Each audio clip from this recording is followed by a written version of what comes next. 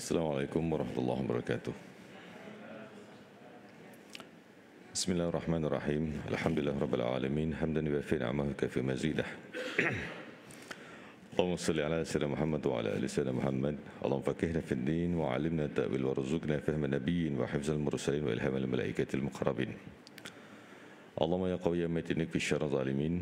Allahumma nawwir qulubana bi nuri hidayatik kama nawwartal arda bi nuri syamsika abadan bi rahmatika ya arhamar rahimin. ربنا اتنا في الدنيا حسنه وفي الاخره حسنه وقنا عذاب النار وصلى الله على سيدنا محمد والحمد لله رب العالمين.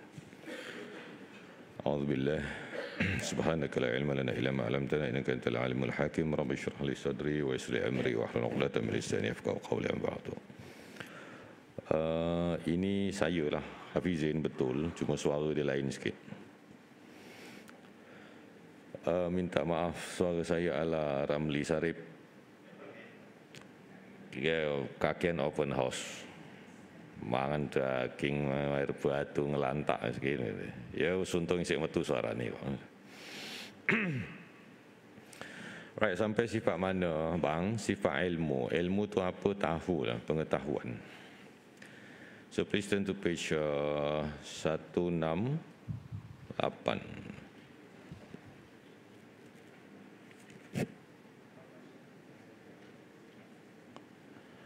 Right. Jadi saya nak tuan-tuan ingat begini saja. Ilmu Ta'ala tak sama dengan ilmu kita lah. Boleh bagi definisi akademik. Tengok muka surat 167. Tu definisi akademik lah tu. Sifatun wujudiyatun qa'imatun bizatihi ta'ala tata'alaku bi syai'i ala wajhil ihata ala ma huwa bihi tunasab ki khafa'in. Apal lagi tak guna kalau tak faham. Sebab itu saya minta maaf, setengah student dia dapat A sebab dia boleh menghafal dan dia boleh muntahkan semula apa yang dikehendaki. Bila interview, nganga. Bila tanya, tak tahu. Bila hurai, tak tahu. That's the problem. Ya? Jadi tahu sebut dan faham tu penting. Definisi ilmu ni tahu. Ilmu ni macam-macam lah. Orang kata ilmu hitam, ilmu putih, lagi ilmu apa? Macam-macam lah, orang Melayu lagi banyak. Okay? Ilmu hak, ilmu batil. Ta'rif sifat ilmu bagi Allah ni adalah satu sifat wujudiyatun. Benda tu ada betul. You can see that, anda boleh lihat sifat tu. Macam mana besoklah ke akhirat. Di syurga.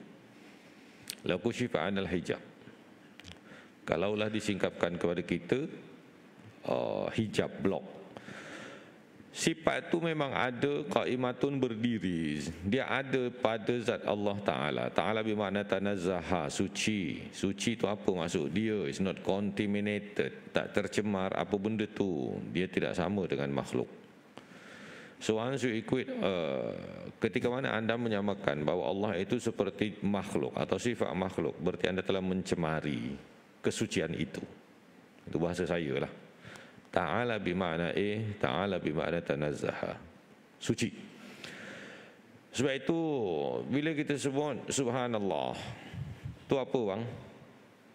Itu takbir ke tahlil? Subhanallah, tasbih. Right. Ada satu soalan, calon pengantin ditanya soalan ni. Ada lintang bukang lah. Takbir biasalah, sebab ikut demonstrasi dulu. Allah Akbar. Tahlil, la ilaha illallah. Tasbih, subhanallah. Tahmid, alhamdulillah. Hay'alah. Ini benda ni simple. Saya bukan nak kata tuan tak pandai, saya pandai. Tidak lah, saya tak kata begitu. Tapi kalau benda ni tak tahu, maknanya tak tahu lah tu ya. Hay'alah apa? Hayya Rasulullah, hayya alal falah. Ini istilah dalam kitab fiqh. Okey. So sifat ni ada pada zat Allah Ta'ala. Sifat ni yang bertakluk.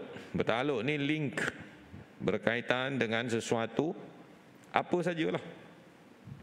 Bisyai pada apa saja. Ala wajhil ihatah, komprehensif, meliputi, menyeluruh, sempurna, tak ada yang tak tahu. Alamahu bihi duna sabqi khafa'in, tentang hakikat perkara itu tanpa didahului oleh ketidakjelasan, tanpa didahului oleh ketidaktahuan. So now you see that orang boleh alim, orang boleh tahu, tapi dulu dia bodoh.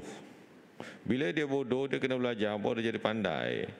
Pandai awak sebab dulu bodoh. Pandai awak sebab dulu samar. Pandai berilmunya awak sekarang sebab dulu tak berilmu. Belajar bawa ada ilmu. So bila kata maduna sabqi khafa'in, tanpa didahului oleh kesamaran dan ketidakjelasan, berarti Allah tu tahu gitulah.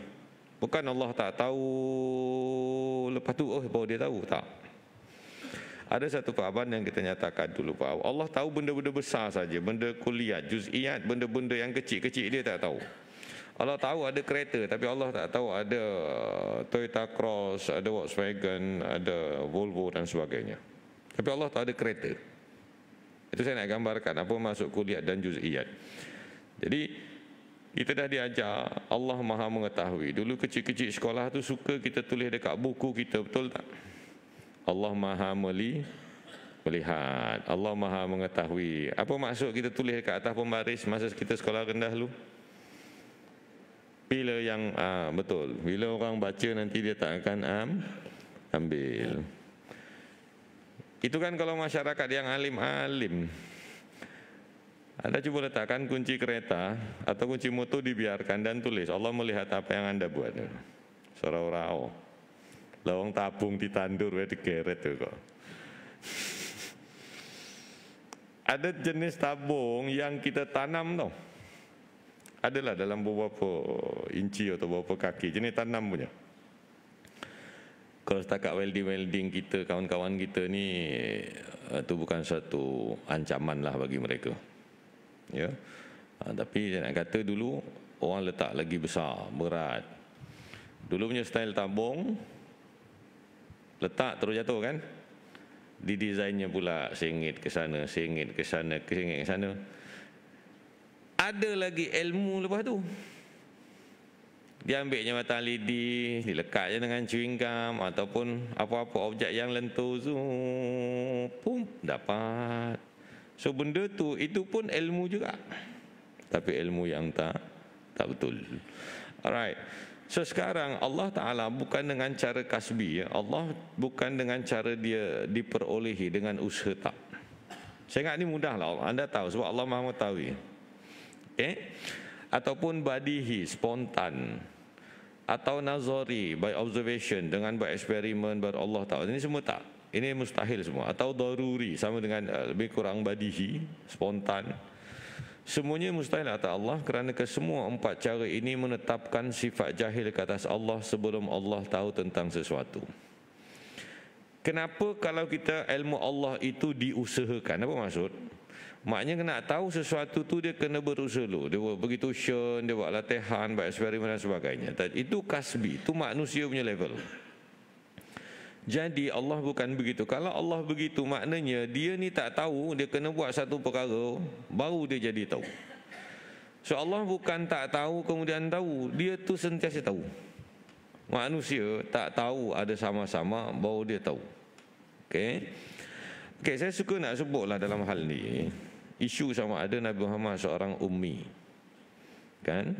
Baca kunut Nabi Sayyidina Muhammadin Nabiyil Ummi. Ummi ni apa maksud dia? Tak tahu baca, tak tahu tulis. Betul? Nabi Muhammad seorang yang ummi.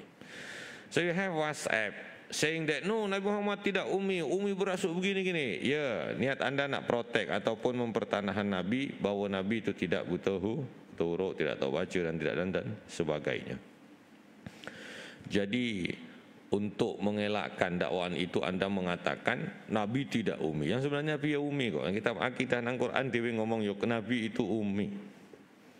Ummi ni apa? Ummi semama, mak, ibu. Kenapa orang tak tahu baca dan tak tahu menulis disebutkan kepada ummi? Mak dia buta huruf ke? Bukan.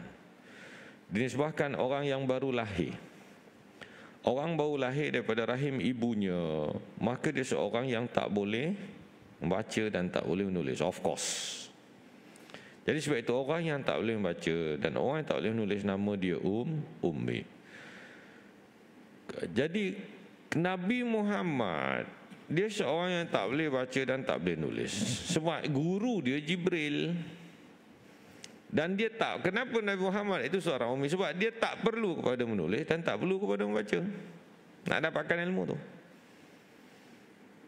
Dia lebih advance di sudut itu. Sebab apa? Guru dia Jibril, dan dia tidak, kenapa Nabi Muhammad itu ummi? Sebab dia tak perlu menulis, dia tak perlu membaca, dan dia sudah diilmukan dengan wahyu-wahyu. That's the answer. Ya? Orang yang membaca ni orang yang pandai ke orang yang bodoh? Bodoh kasar, okeylah saya kata. Orang yang pandai ke yang tak pandai? Padahal sama je. Orang yang baca. Ya? Orang yang membaca adalah orang yang tak pandai. Saya pegang kitab. Sebab apa? Ini akan kena ni. Saya pegang kitab sebab apa? Sebab saya tak pandai. Sebab tu saya pegang kitab baca. Habis tu yang tak pegang kitab, saya tak nampak lah, saya tunjuk gini je. Sebab apa dia orang tak pegang kitab? Sebab apa? Anda ni terlalu serius. Berarti anda pandai gitu. Ini ikhlas ni, ini jujur saya kata. Alright ya. Jadi itu jawapan dia, ummi. Baik. Saya sentuh lagi antara Nabi Musa dan juga Nabi Khidir alaihissalam. Ini selalu dijadikan oleh golongan batiniyah. Isu dia senang. Saya cakap laju sebab saya tak banyak masa. Satu majlis dia tegur saya lah. Tegur baik lah, dia kata, abang cakap jangan laju sangat ya, kita orang okey lah. Next time saya cakap slow. Alright. Antara Nabi Musa alaihissalam dan Nabi Khidir alaihissalam ini selalu menjadi sandaran cerita orang yang geng-geng mistik, yang batiniah, cerita kasyaf hakikat musyahadah muraqabah. Sifat 20 tak tahu. Sebab apa dia macam tu? Sebab dia suka tengok YouTube tu je. Okey. Jadi dia kata begini. Antara kenabian Nabi Musa dengan kewalian Khidir, dia menganggap Khidir tu wali. Itu siapa hebat. Itu ada dibicarakan dalam akidah. Di antara nubuah dan wilayah, mana terror? Bahasa kedai kopi. Tetap seorang nabi. Dan dia berpendapat bahawa Khidir itu adalah seorang wali. Makanya kadang-kadang anda tahu kan cerita Nabi Khidir alaihissalam, kenapa dia bunuh budak, kenapa dia robohkan bangunan tu, kenapa dia bocorkan sampan. Ingat lagi tak peristiwa tu? Ingat kan? Okay. Asal mula Nabi Musa ni ketika ditanya oleh kaumnya, siapa yang paling knowledgeable, siapa paling alim dan paling tahu? Maka Nabi Musa, akulah paling tahu. Akulah paling banyak PhD. Nabi Musa tak cakap begitulah. Saya quote unquote dalam mungkin zaman sekarang. Kalau ada orang yang cocky, orang yang agak sombong, akulah paling banyak PhD, engkau mana ada PhD. So ketika itu Nabi Musa alaihissalam dia mengatakan, akulah orang yang paling tahu. Maka ditegur, ada lagi orang yang lebih tahu dari engkau.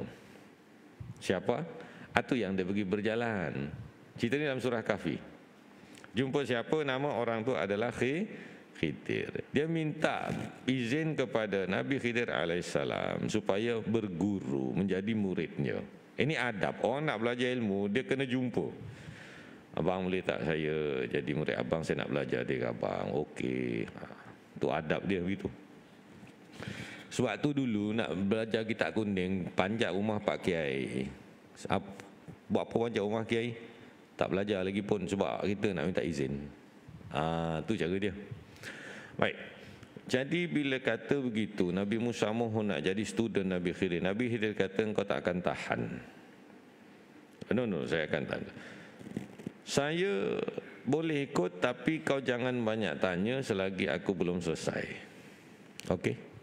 Jalan, dia jumpa satu apa? Safinah. Jadi jumpa satu kapal, dia tebuk, habis tenggelam. Nabi Musa mula tanya, asal kau buat benda macam tu? Nampak syariat Nabi Musa mengharamkan merosakkan harta orang. Tiba-tiba Nabi Khidir tanya, nampak konflik tu? Lepas tu dia kata, bukan aku dah cakap, nak tanya nanti dulu. Dia nampak apa lagi? Dia nampak budak kan, kemudian dia bunuh. bunuh orang. Syariat Nabi Musa tak boleh bunuh orang. Sama dengan kita. Asal awak bunuh pula. Okay, sampailah cerita Al-Jidar ayang qaddah. Sampailah ada satu dinding dirobohkannya pula. Bla bla bla bla bla ila akhir kisah. Nak ceritanya, Nabi Khidir dia boleh tahu apa yang akan datang. Sebab tu dia buat tindakannya on the spot. Itu adalah wahyu kepada Nabi Khidir. Sebab dia bukan buat benda tu ikut suka-suka. How do you know that? Dalam surah Al-Kahfi, wa ma fa'altuhu an amri, kata Nabi Khidir kan. Tolong tengok balik surah Al-Kahfi. Aku tidak melakukannya. Wa ma fa'altu an amri. Aku tak buat benda tu dengan kehendak aku. Bererti dia diwahyukan oleh Allah SWT dan dia punya syariat, set of ruling, peraturan yang tersendiri, berbeza dengan Nabi Musa. Untuk Nabi Khidir lah. Nabi Musa pakai syariat Nabi Musa. Jadi kita tak boleh tengok orang tu tiba-tiba kita tenung, lepas tu kita tampar. Boleh tak kita tenung imam tu lama-lama, lepas tu bangun tampar dia? Boleh tak? Alasan? Sebab dia satu hari nanti akan degil. Boleh ke? Tak boleh. Tak boleh berujakan kepada Nabi Khidir. Dia diwahyukan untuk mengetahui itu. So apa poin kamu Hafizin? Ilmu yang ada pada Nabi Khidir itu disebut ilmu laduni. Itu poin saya. Ilmu laduni adalah satu ilmu yang dianugerahkan oleh Allah kepada hamba-Nya yang dia nak, yang dia suka. Sebab itu laduni itu artinya di sisiku, di sisi Allah. Bangun-bangun pagi je pandai matematik. Contohlah. Umur 12 tahun dah boleh welding kereta. Dah boleh cat kereta, dah boleh buat itu ini. Umur 7 tahun dah boleh pandai apa?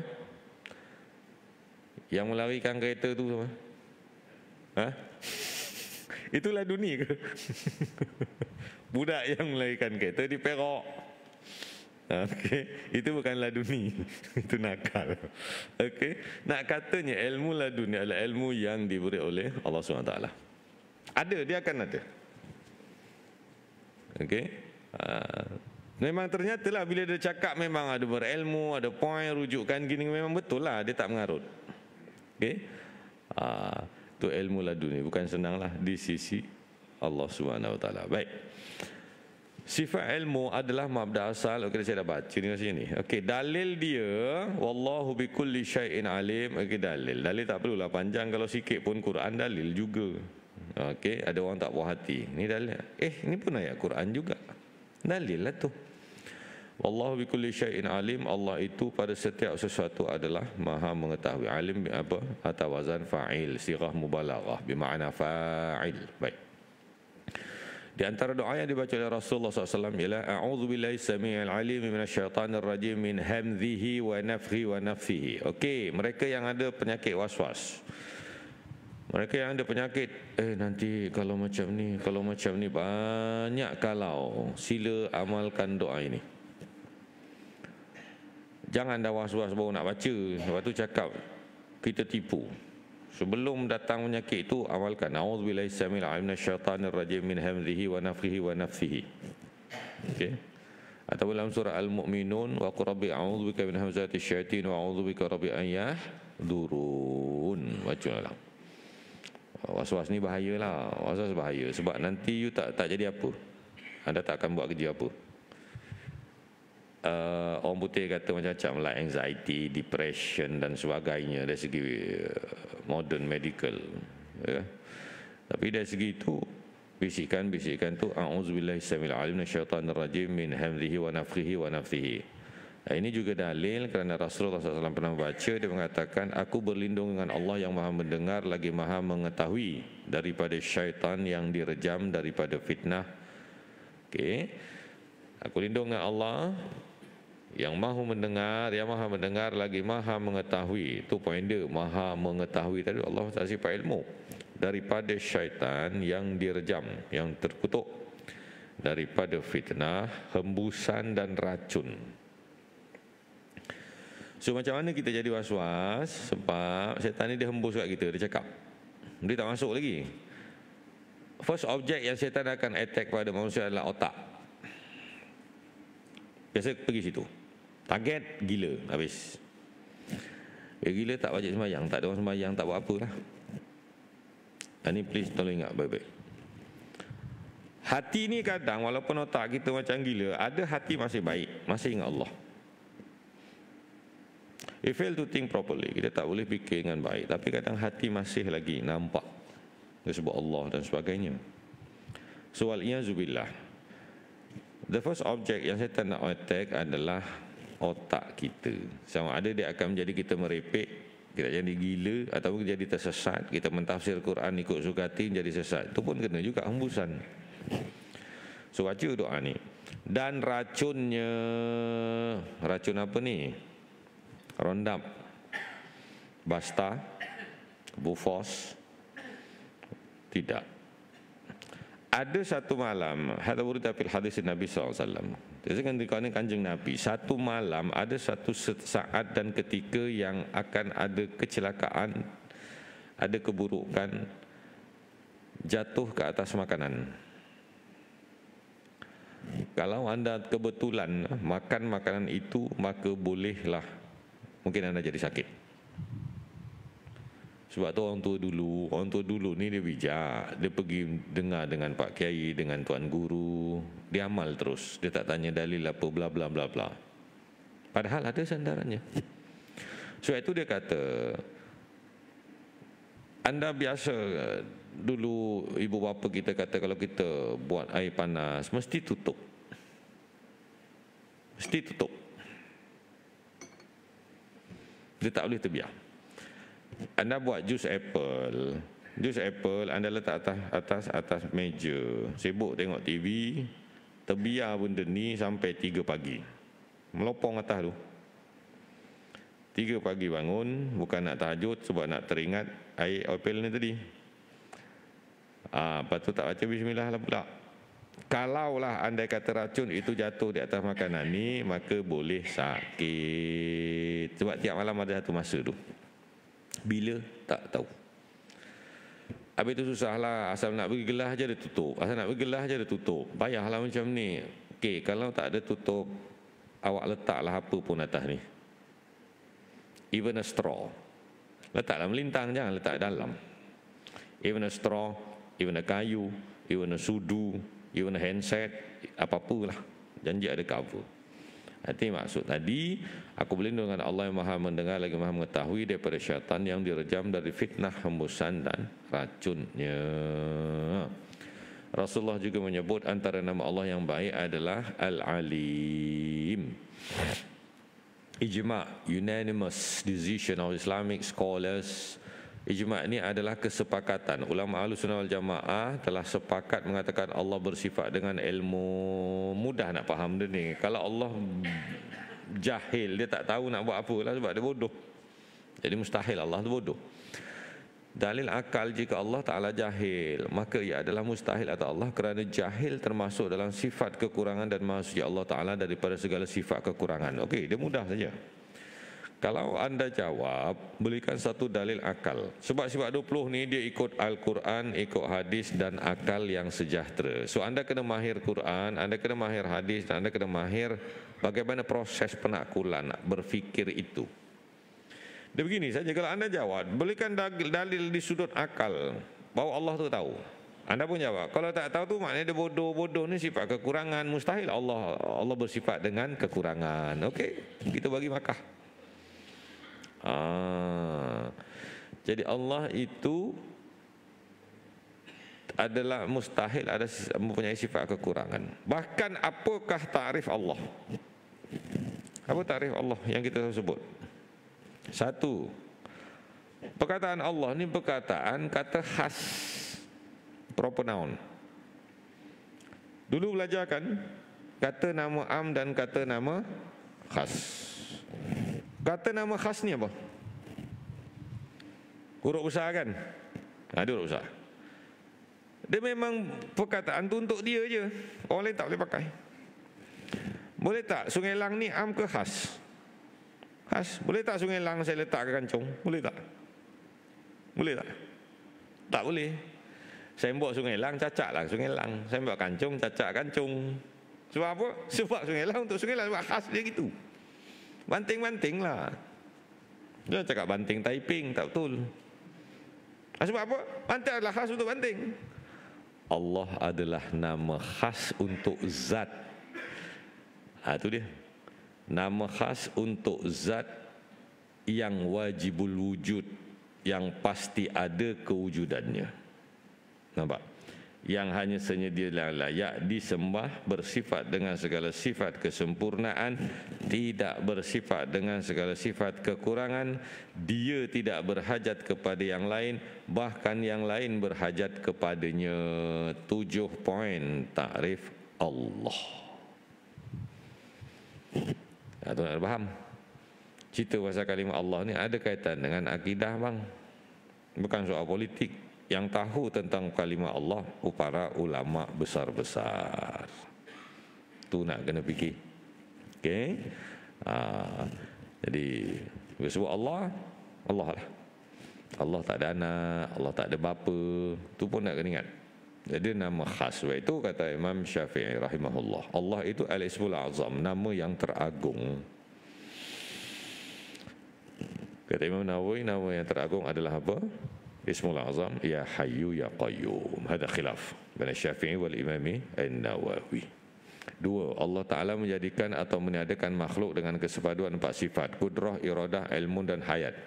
Jika salah satu daripada keempat sifat ini tidak ada, maka segala makhluk tidak akan ada. Justru kewujudan makhluk di alam ini menunjukkan Allah Ta'ala bersifat dengan ilmu. Okey, saya dah relate pada sesi yang lalu. Nak buat benda ni, kita mesti fikir begini.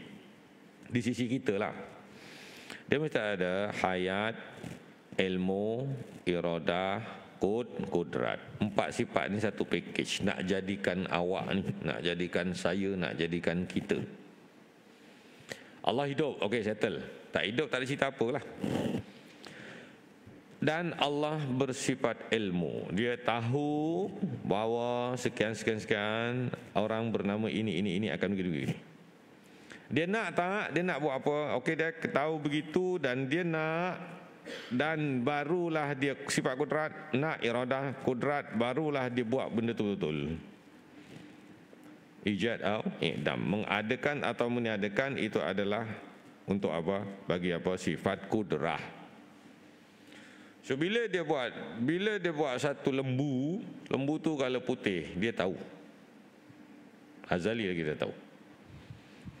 Okey.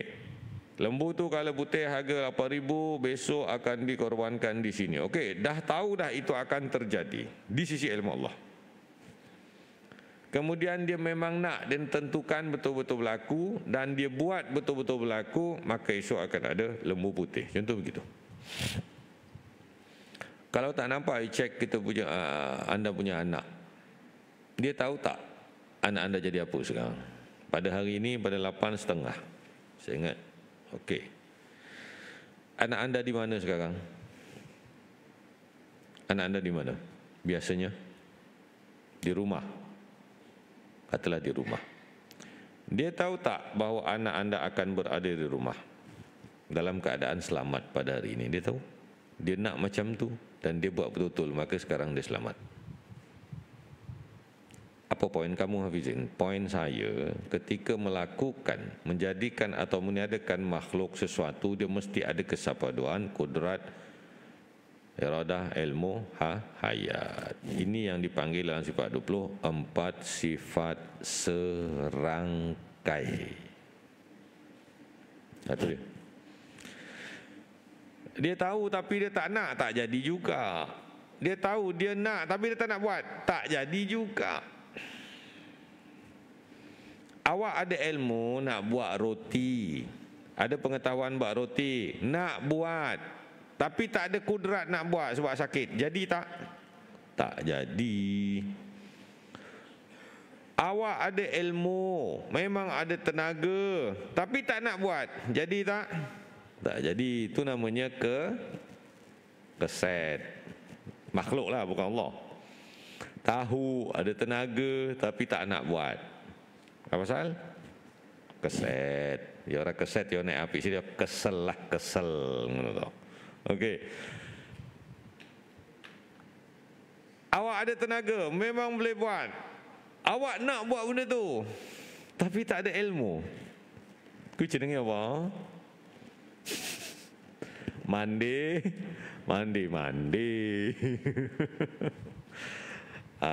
Pandai kalau mandi oh lain. Pandai alhamdulillah, mandi oh gendeng kok gitu. Untuk belajar sinawu. Baik. So now jadi kesepaduan tu yang penting, right? Habis. Setelah diketahui, saya laju je lah. I still have 5 minutes.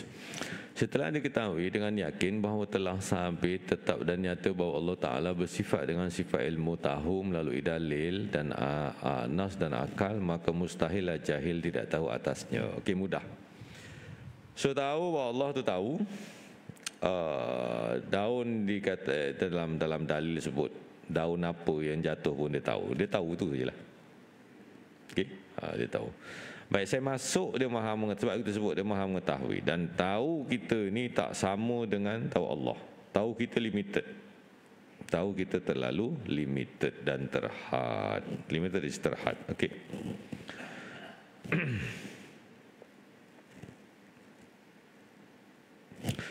Baik, kita bincang the next sifat is hayat. Hayat is kehidupan, sifat hidup lah. Hayati kehidupanku. Makna dia lah. Apakah pengertian sifat hayat? Cara mengetahui dan beriman dengannya. Dalil serta kesimpulan tentangnya. Right. Cara mengetahui dan beriman. Wajib ke atas setiap mukallaf, orang baligh dan akil, dia mesti mengetahui dan beriktikad. Kalau dia tak tahu dan dia tak yakin, dia berdosa. Wajib bagi Allah Ta'ala bersifat dengan hidup dan mustahil atasnya bersifat dengan mati. Itu senang ya. So tarikh sifat hayat ialah sifatun wujudiyatun tusahhu liman qamat bihil idrak. Suatu sifat yang terjadi ada dan sungguh pada Allah yang membenarkan kepada yang berdiri padanya mengetahui. Okey. Maksud hayat ni kalau dari segi sifat 20 ni adalah sifat yang ada pada Allah yang dengannya maka kita boleh tahu. Itu takrif daripada sifat Allah. Seolah-olah beginilah saya pemudahkan. Dengan sebab hidup adalah suatu sifat yang menyebabkan kau boleh panca indera anda berfungsi. Boleh faham? Anda punya penglihatan, pendengaran, apa lagi? Rasa dan sebagainya. Ini semua boleh berfungsi sekiranya anda hidup. Okey. So macam mana Allah hidup? Allah Ta'ala, next page. Allah Ta'ala hidup tanpa permulaan dan kesudahan. Tanpa dengan roh, daging dan darah. Pokoknya seorang kena dipikir. Seorang umat pikir. Ada benda boleh fikir, ada benda tak boleh fikir. Hidup memang macam tu. Bukan semua benda nak kena fikir. Okey? Jangan semua benda tak. Ada benda kena fikir, ada benda tak perlu fikir. Jangan tension. Allah Ta'ala hidup tanpa permulaan dan kesudahan. Ini maksud sedia ada, azali. Kemudian anda mau fikir lagi, habis bila adanya bila? Memang takkanlah. Nanti jadi gendeng, tak payah fikir macam tu. Yang ada permulaan hanyalah makhluk. Allah macam mana? Dah tak payah fikir, buang masa. Yang penting dia ada, habis. Tanpa dengan roh.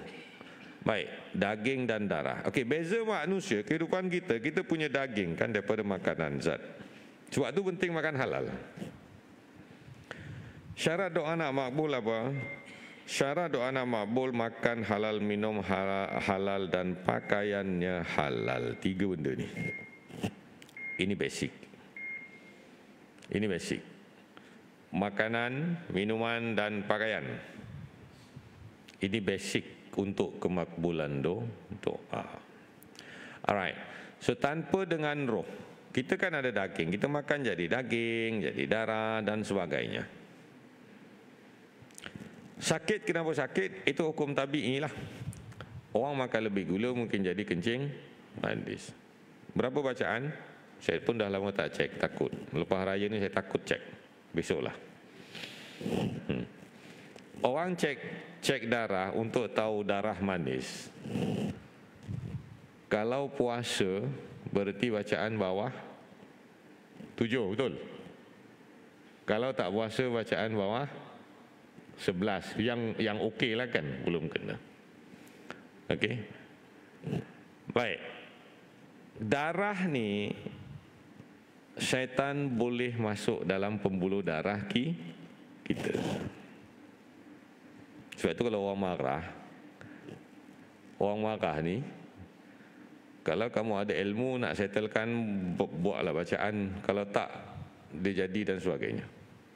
Sebab itu bila kita marah, Nabi suruh apa? Ambil wudu. Kalau kita berdiri, Nabi suruh apa? Kalau masih marah lagi, Nabi suruh apa? Baring. Marah lagi, pitek-pitek lah, itu saja. Tuh, Anda nampak dua orang bergaduh di warung kopi dan Anda cuba leraikan. Bagaimana? Ada suruh pergi wuduk tak? Tak ada. Paling-paling lantaklah dia, hal dia, buat pun masuk campur. Okay. Alright, so nak kata marah, bila dia boleh masuk ke dalam darah kita. Hadir kata gitu kan? Saya tak boleh masuk. Nasiblah kalau yang masuk tu India, dia boleh cakap keling. Kalau yang masuk tu jenis orang putih, dia boleh cakap orang putih.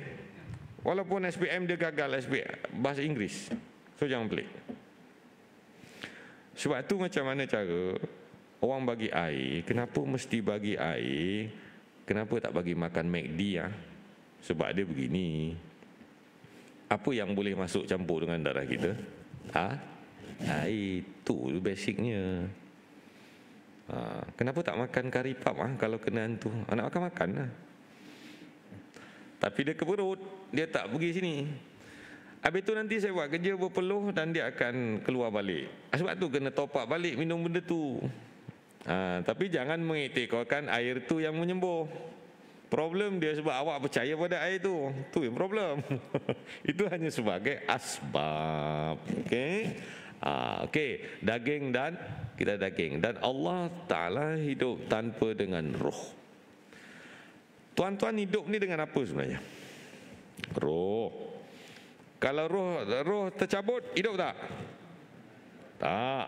Sebab itu takrif kematian ialah apabila berpisahnya roh dengan jasad. Itu takrif kematian. Roh berpisah dengan jasad. Itu orang nazak ada indal ihtidar. Fi kutubil fiqh naqulu indal ihtidar, apa perlu dibaca? Surah Yasin atau Ar-Ra'du. Bila dia tarik, stop, tarik. Bila sampai sini pintu taubat tertutup. Maka dalam Ghayatul Munah dia mengatakan, di situ nanti akan ada satu gambaran rasa haus. Ghayatul Munah syarah Safinatun Najah.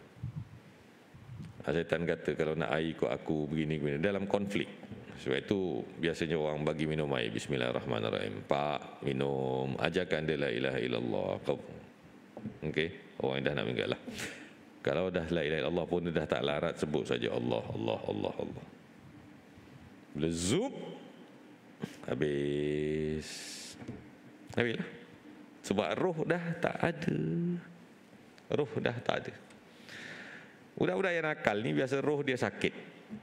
Anak kena tengok macam tu. Roh dia sakit. Jangan marah dia, ya. Roh dia ni sakit sebenarnya. Tengok budak-budak nakal ni. Dia semayang tak? Baca Quran ke tak? Tu dia, kena cek balik. Mana kalau kita ada yang adik-adik kita nakal sikit. Sebab tu semayang ni penting. Ya? Semayang ni tak penting, tak kira lah. Kaki kereta ke, kaki pancing ke, kaki tarik kereta, kaki cat kereta, janji sembahyang. Okay. Jadi sifat tu saya ambil di sini. Allah Ta'ala hidup tanpa permulaan dan tanpa dengan roh, daging dan darah. Kita ada roh. Kita tak ada roh, habis mati. Okay, last point. Roh tu apa? Roh tu adalah jismun latifun. Satu jisim yang lembut dan halus yang tak nampak. Ada tegahan agama daripada memperdebatkan tentang roh. Tempat syarak tidak menyatakan hakikat roh itu sebagaimana. Hanya saja di sisi Malikiyah, mazhab Imam Malik, dia mengatakan bahawa roh itu seperti air yang berselirat fil aud, pada batang atau pohon. Seolah begitu, mengikut hai'ah, bentuk kita. Kita pun macam ni, roh bentuk macam itulah. Itu tentang roh. Baik, ada apa nak tanya? Saya pun dah, suara saya dah tak apa-apa keluar dah. Alright, itu saja. Terima kasih. Assalamualaikum warahmatullahi wabarakatuh. Sambung lagi next 2 weeks.